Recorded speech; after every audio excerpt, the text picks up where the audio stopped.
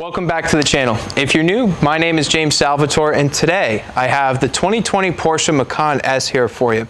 And in today's video, I'm going to review it for you, and I'm going to go on a drive and share my thoughts on it with you. But before we get into things, be sure to smash that like button for the YouTube algorithm, and be sure to subscribe and turn on the bell notification to be alerted when I post future videos. On the channel, I do everything from new car reviews, new car comparisons, classic cars, exotics. I like to have fun, so be sure to stick around because you won't want to miss out. And with that, cue the cinematics.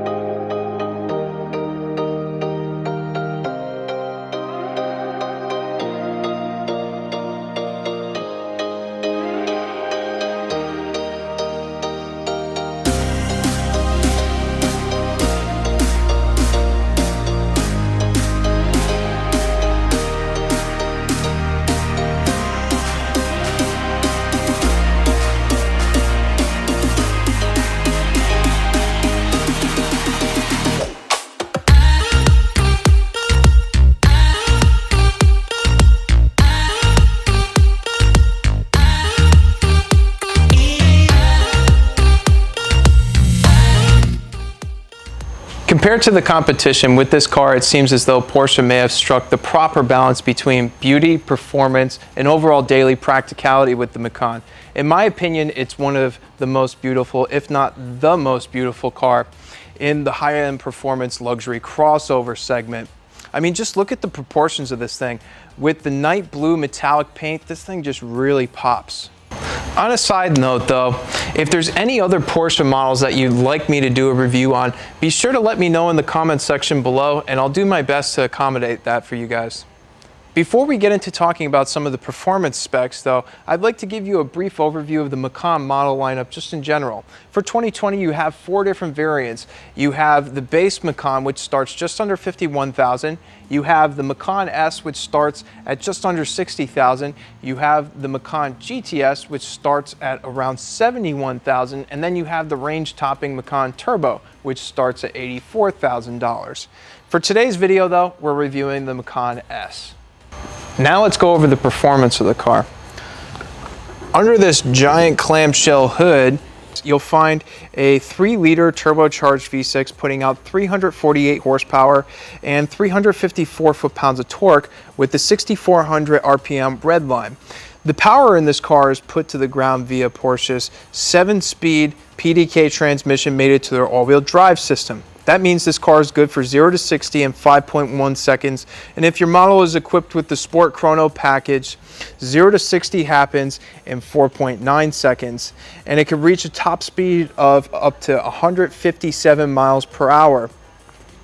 Now, this car is also pretty efficient too. It gets 18 miles per gallon in the city and 23 on the highway. And you also have the ability to spec the car with Porsche's active suspension management system, which is their active air suspension system, which I highly recommend if you want the most high performance driving experience possible out of this car. Now on paper, these specs sound really good. However, how practical is this vehicle? I mean, the whole point of getting one of these is to be able to fit things and people in them. So to test that, I'm going to demonstrate rear legroom in this car, as well as talk to you about the cargo capacity that this car offers. Okay, let's test it out.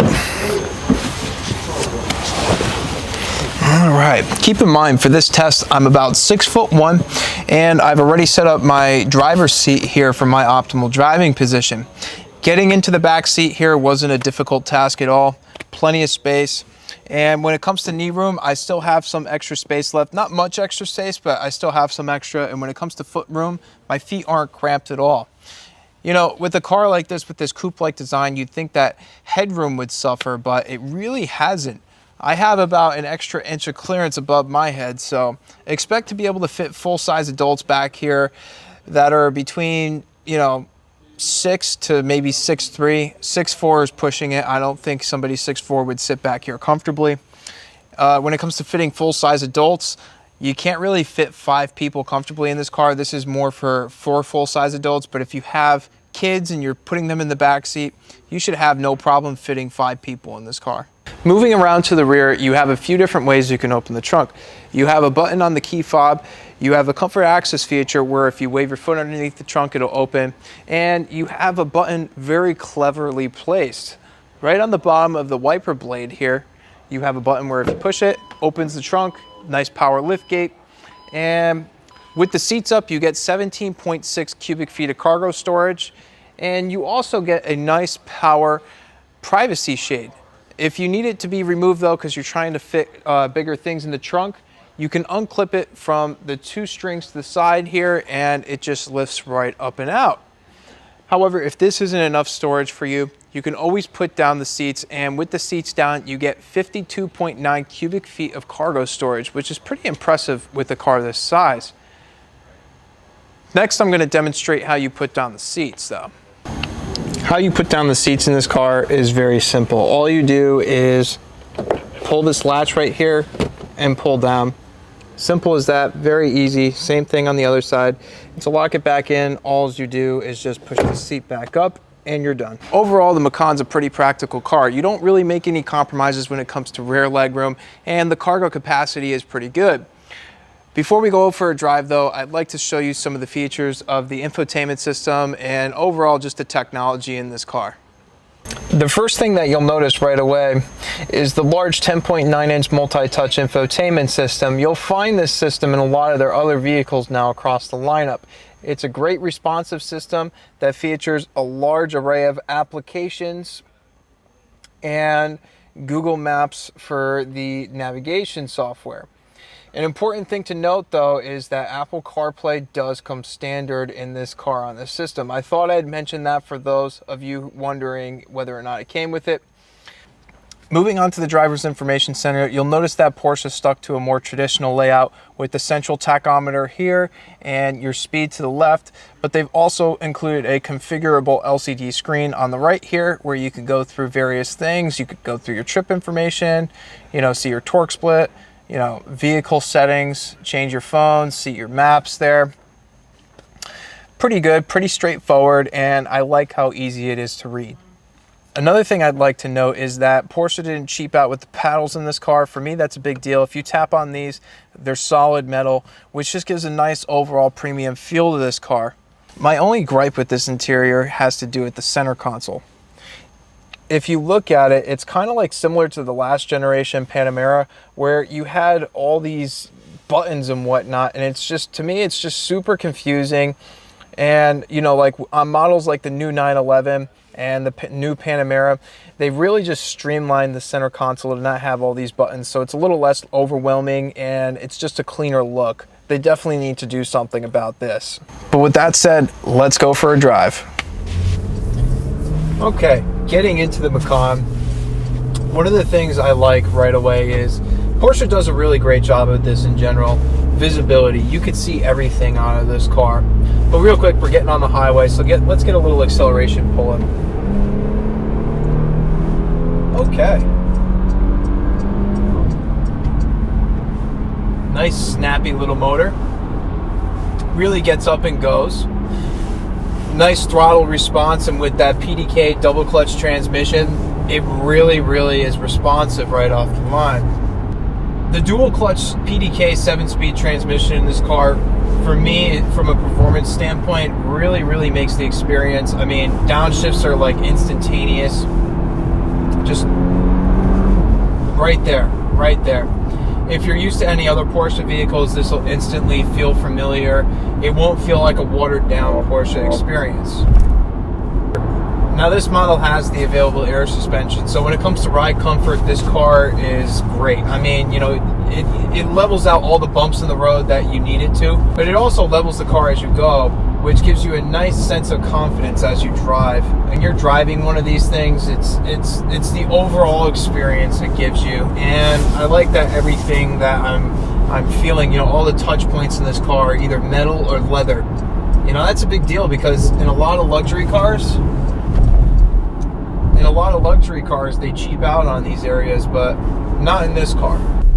This suspension system really is impressing me right off the bat, because as I come up to stops and whatnot, I could feel that the car is actually self-leveling itself, accounting for the nosedive that you would otherwise get in another crossover or SUV. You don't have that in here. It's just a very nice, flat, even controlled ride, which is what you want in a performance car. Just listen to those downshifts, nice and crisp. All right, let's get a little acceleration off the line.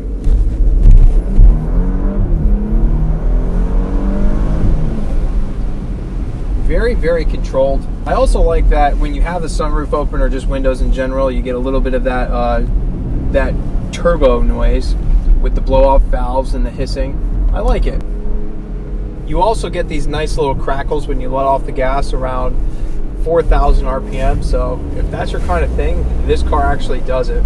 Honestly, once again, guys, I know I've already talked about this transmission, but to have a transmission in a mid-level performance car like this, I mean, like, think about it. This isn't even their highest M1, and it has this brilliant transmission. Really makes use of the power that you have here, because this car by no means feels underpowered, but, you know, obviously it's not fast like, you know, the range-topping turbo model will be. But it still makes for a very enjoyable experience. When you get into the turns with this car, it really handles the road nicely. For a crossover this side, the air suspension does a really good job at correcting the body roll that otherwise you would see in other crossovers in this size. The brakes are nice in this car too. The bite isn't directly at the top of the pedal.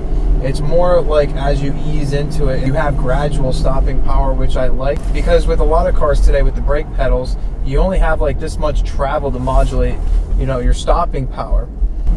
Now, a common concern that I've seen across the internet is people think that when they have a dual clutch transmission, that at low speeds it's going to be jerky and annoying, and that's simply not the case in this car. It's very smooth.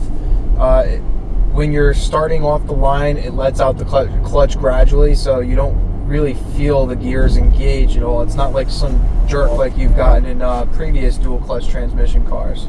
Earlier I touched upon how good the visibility was in this car, but I feel like it's important to kind of like talk about why. As you go around turns, especially on windy back roads, I mean, the visibility in this car is superb. There is nothing blocking your field of view. This is refreshing, especially since, you know, I feel like with the introduction of all these cars where they have the blind spot monitoring and whatnot, it was an excuse for auto manufacturers to just not really take into account being able to see out of these cars well. With a lot of these cars, you find that they simply have too much power to enjoy on like back roads and whatnot, because let's be honest, most of the time you're not spending on some track where you could really open up these cars. It's nice to, you know, have usable power, and this car has usable power. You know, it's fun ringing through the gears on a back road in this car, you know, having nice long sweeping turns where this car just stays absolutely composed and flat. Just take a listen to that. The immediacy, turn in, very nimble car, very flat. Very, very fun. Very fun. I really like this thing.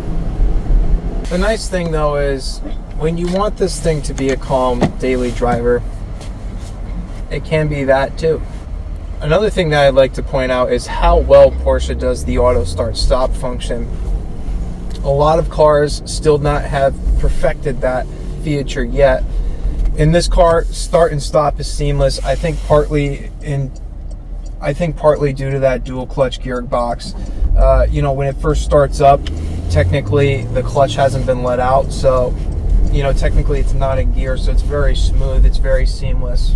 Overall, I recommend this car for somebody who's looking for the practicality that you'd find in an SUV, but you still want something that behaves remotely like a car. Now, this isn't a replacement for a sports car, at least not the Macan S. Maybe the Macan Turbo may feel more like that, but when it comes to just a fun crossover, this is definitely it.